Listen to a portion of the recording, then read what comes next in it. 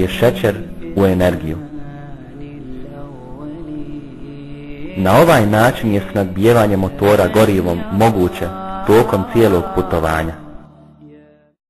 أعدوا أعدوا وبالحق ردوا فللكفر قبر رهيب ولحد أعدوا أعدوا وبالحق ردوا فللكفر قبر رهيب ولحد. Zahvaljujući ovom perfektnom dizajnu, spermije se brzo kreću u pravcu prema jajnoj ćeliji.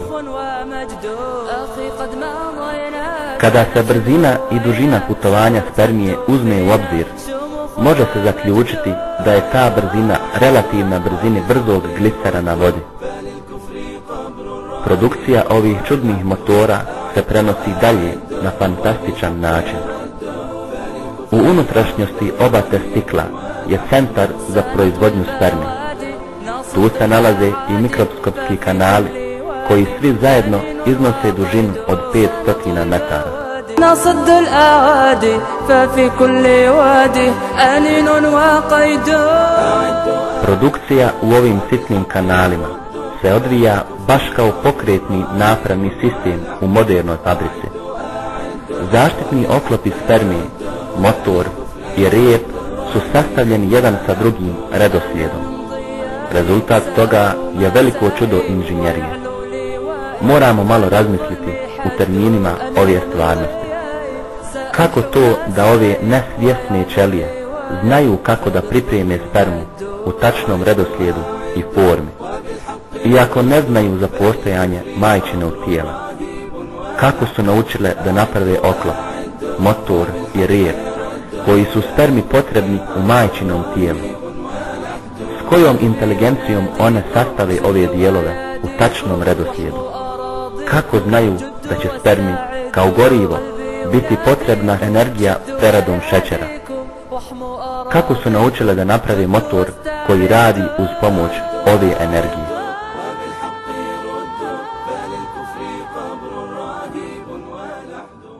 Postoji samo jedan odgovor na sva ova pitanja.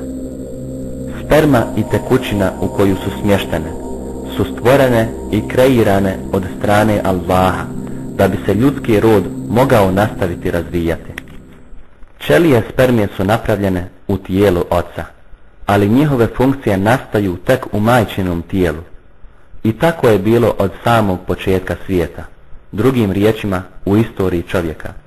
Sperma nije nikada imala mogućnost vraćanja u tijelo oca nakon što izvrše svoju funkciju u majčinom tijelu, ne dajući ćelijama bilo kakve informacije o svojoj ulozi.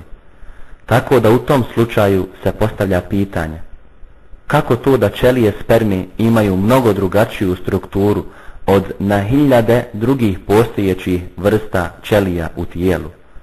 Kako ćelija spermije može znati da nosi genetički teret iz očevog tijela u drugo tijelo od kojeg će kasnije nastati život, tako da glava spermije se sastoji od dva zaštitna oklopa?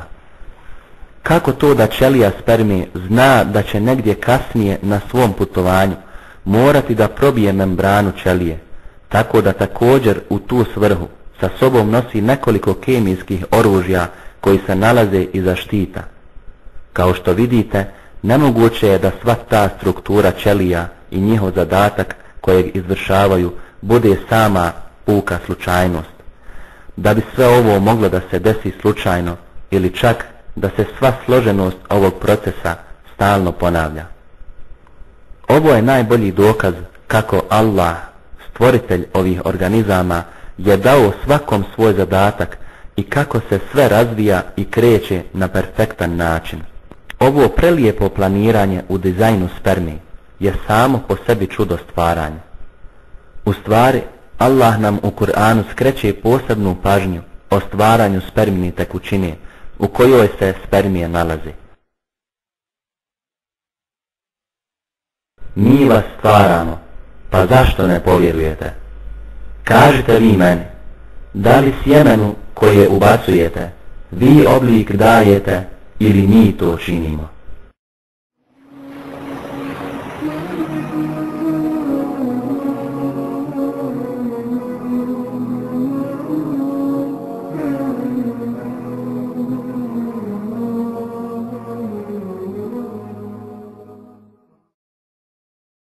Na posljedku, oko 100 spermija je uspjelo da dođe do jajeta, ali utrka se ne završava ovdje, jer samo će jedna od ovih 100 spermija oploditi jaje.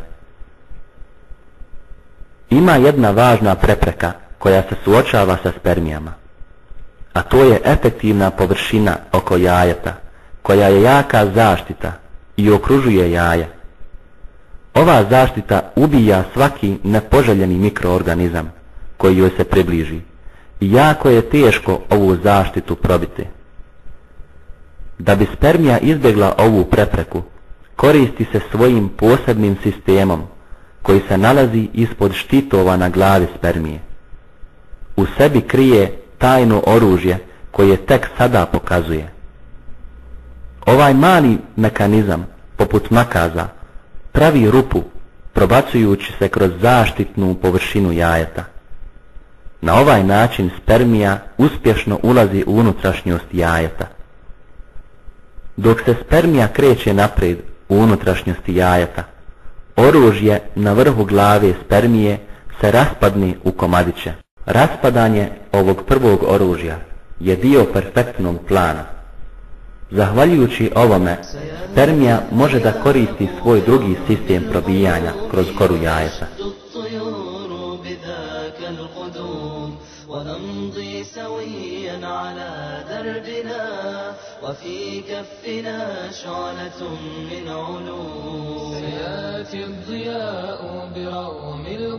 Ovo su slike urađene sa elektronskim mikroskopom.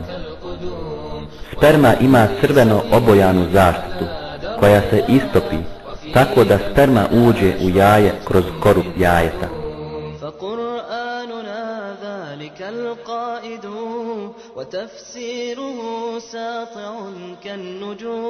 Dok spermija dođe do kore jajeta, istovremeno se događa jedno drugo čudo. Spermija se oslobađa svoga repa. Ovo je ključna stvar, jer ako bi spermija ušla u jaje s repom koji se konstantno kreće, došlo bi do uništenja ćelije jajeta.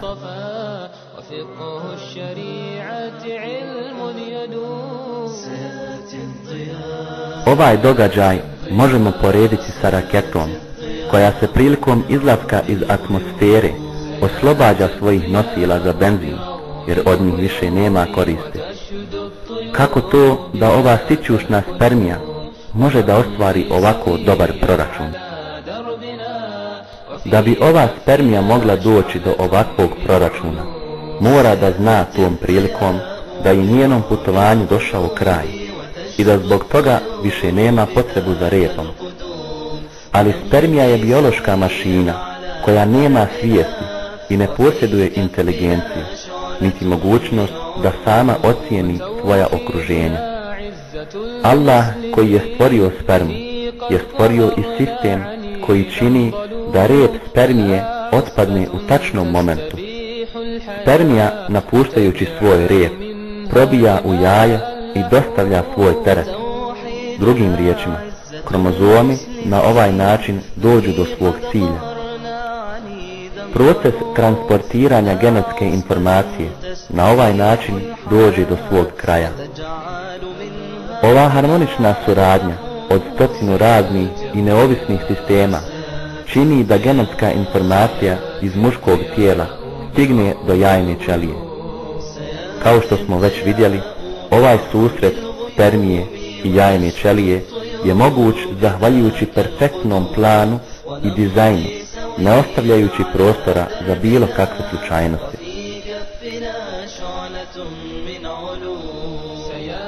Iako ljudi nisu svjesni toga, ipak inteligencija i planiranje u svakom dijelu ovih događanja su jasni dokazi da su ljudska bića stvorena od Allaha.